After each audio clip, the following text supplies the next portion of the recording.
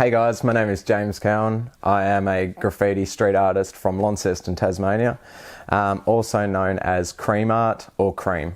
Do I think I'm a big influence in street art in Launceston? It's a very tough one. I'm trying to push the draw card and open it up to a wider community, to a lot of people that don't know what street art is and still associate street art and graffiti as the same thing. Look, yeah, it once was.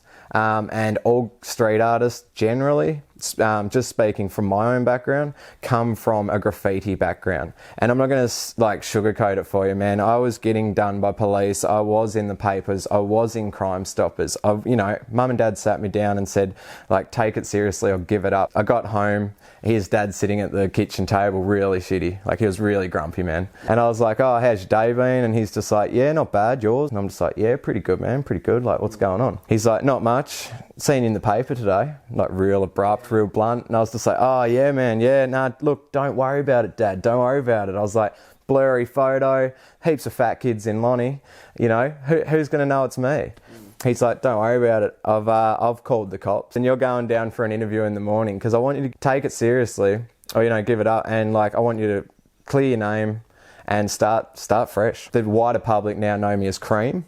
And now it's Kreamart, man. I hope to have inspired some street art or, like, you know, some minds to think differently in our town, to create larger murals, to create artwork in our city. But Cream came about because I was in high school eating cream cakes, making fun of my own weight. I'm there stuffing my face and everyone's like, oh, cream cake, oh, fat boy, you want another cream cake? You know what I'm saying? So, and then it went from cream cake to cream puff to cream to Kreamart. You know, like, it evolved over many years from anything to do with cream. So most people and most of my closest friends know me as Creamy. So graffiti and street art, you know, at the end of the day, they come from the same thing. And this is a blast from the past. This is the illegal days stuff, hey, like out on the street, still throwing up your homies in your crew and stuff like that. But this is like talking 2010, 2012, later, probably 2014. So we're still talking 8 years old, man. It's just crazy how time gets away. But my favourite part is that this has stayed, it's untouched, you know. It mightn't be forever, but I can still come here and appreciate this and remember what we were doing 10 years ago. It's crazy. I think Launceston's always had a graffiti culture, maybe a sense of street art as well. But I think like it dates back to probably, I don't know, like as far as I know, it dates back to probably late 90s in Launceston. Royal Park floodwall has always been an area, a small limited area where you could paint this floodwall down in our local town. So any artist could pick up a spray can, go down and practice their art down there. And it's awesome because it's on the side of a highway and it's also in a park. So it's a massive skate park. It's a big communal park for families and picnics. And then it's on the side of this massive highway that goes through our city. So artists love getting up there all the time, you know, because it's seen so often. 5 years ago, I wouldn't have pictured my business to take off like this. I really wouldn't have. I think social media's had a big pulling part in it too. I've been one to advertise myself a lot and put out my work on a daily or weekly basis. That's been huge for me. If you know what I mean. Waves crashing in. That's been huge for me. So I've always tried to be on platforms like Instagram, Facebook pages, and now I've got some new ones as well, like TikTok. So then it came about that these profiles were growing and getting the feedback from the public, man, like, oh wow, that's sick. Like, to me, I actually take that stuff to heart and I'm like, hey, you know, Jennifer liked that piece, like, oh, that's awesome. Or Toby down there loves that piece, that's sweet. The public's stopping and being like, hey, this is cool. Or they've seen it online and they're like, hey, I seen that in town today. Like, that's super cool. I didn't know you did that. I don't do it for myself anymore in a way. I'm doing it for the public. I'm doing it to beautify our city. You know what I mean? Like, yeah, I used to trash the place. Now let me like fix it up a bit. The next hurdle for me and something I'm working very closely with the council with is trying to get it in our CBD. Like our central business district. This is a prime example of one of the alleyways I was talking about earlier that isn't utilised in Launceston. It's run down by tags and things that are outdated. And I mean, we're talking 10 years outdated in the city. Check it out, they're blank walls for the most part with a few tags, and most of the community turn around and say, hey, we'd love to see street art in these alleys.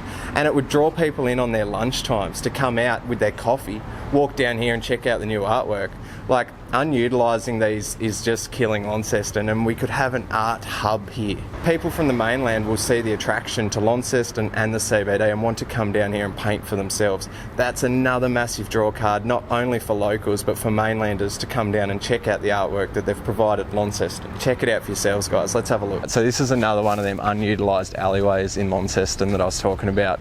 I've talked to the business owners of this building in particular and asked if I could paint it. They've turned around and said, Kream, we love your work, man. We'd love for you to be out there painting it right now, whatever you'd want to do. And Launceston needs that. And this is why I'm taking you around these alleyways in town that have been run down and they're now outdated, and just saying, please, like, let us paint these walls. That's why I think it's cool also in Tassie that like graffiti, the lettering, is like respected, and so is the street art in two different senses. They're both like, yeah, they're both in the same family, they're both from each other, but like the community will like respect both. It's our councils and other things that find it hard to move forward. But we do still have this stigma about tagging and stuff around town, and don't get me wrong, it will never go away, but I think we need to have more street art in the CBD. More street art in the city will actually, like, you know, lower that chance of tags and lower the chance of graffiti. And why not have legal walls? Because graffiti artists spend their years, you know, honing in on a skill where they're warping letters, where they're twisting their dimensions, where they're like, a graffiti artist's skill on their own is nothing to trash, man. Launceston alleyways are very hidden, you know, and quite unique in themselves. So coming around a corner and seeing an old piece that you caught 12 years ago and have the memories flooding back too. Like, I hid in the bushes just over there from security rocking around this corner, like 2 in the morning, man. Got away with it, came back, did the key line and bounced. The youth programs came about 2 to 3 years ago. It started out at Ashley's Youth Detention Centre, which was crazy. Like, to get an email from a couple of the coordinators out there asking if I'd run a program. And I was like, whoa, this is big, you know. Not only do I get to reach out to troubled youth and kids having a rough time, pretty much like I did back in my day, you know, an educational department's getting on board and actually seeing some benefits in what I'm doing. This is where it led to the school programs. Came up with an idea to still do my street art the way I would, which would be to design it at home, you know, incorporating them images that we want in the mural, and then going to the school, outlining all the mural, and then I would just get my cans and like spray out these shapes for them. I've put the sketch up on the wall, and then the colour that it specifically needs to be, I'll actually outline. So for anyone sort of from grade prep kinder to grade 6, I actually let them use acrylic paints, believe it or not. So they're not using spray paints and stuff like that at their age, but they can still engage with me why I am, and I can still teach them techniques and different ways that I move my cans to be able to show them just how a street artist works. That way they're taking a bit of pride in the work. That mural's going to stay there for years to come, and they can run home and they can tell their mum and dad, and they can show their sisters and brothers at lunchtime, like, hey, look what I did, and stuff like that. Like, it's an awesome bonding experience, not just for myself and the students, but for teachers as well.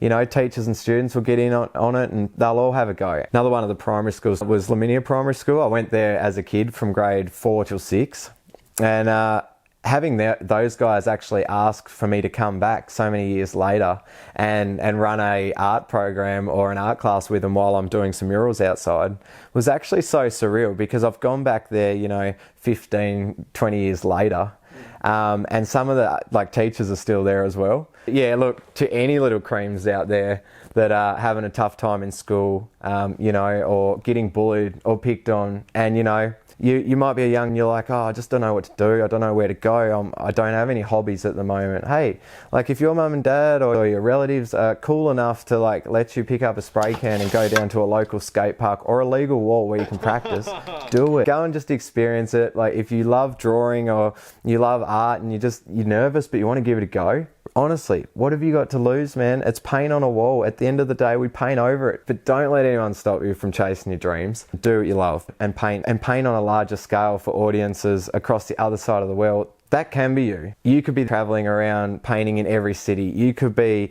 teaching other artists and like adapting and evolving with those artists, you know what I mean? So this is Kreamart, and thank you for checking this interview out. I really appreciate it, guys.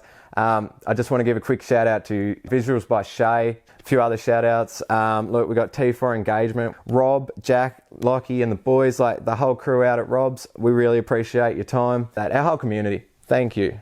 You guys are the true legends, and you are the reason we are doing what we're doing and living our best lives. Thank you so much for watching this part of the video, guys. Kream and myself really appreciate the support. There is a part 2 coming Thursday at 7 p.m. where we get to know the people behind the school programs, and yeah, we have a really good time. So get ready for that, Thursday, 7 p.m. Thanks for the support and much love.